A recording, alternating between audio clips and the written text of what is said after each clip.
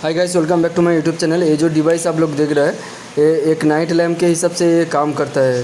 देखिए वहाँ ऊपर पे एक एलईडी लगा है जो रात में ये काम करेगा। लाइट ऑफ हो जाने के बाद ये ऑन हो जाएगा। देखिए ये जब भी ये हाथ हम दे रहा है तो इसके बाद ये लाइट ऑन हो रहा है। एलईडी के ऊपर लाइट आने से ये बंद हो जाएगा। देखिए इस तरह मार्केट पे बहुत सारा डिवाइस आप लोगों को मिल जाएगा जो ज़्यादा दिन तक टिकता नहीं है। और ये मैंने जो डिवाइस बनाया इसका लॉन्जिविटी बहुत ज़्यादा दिन तक चलेगा।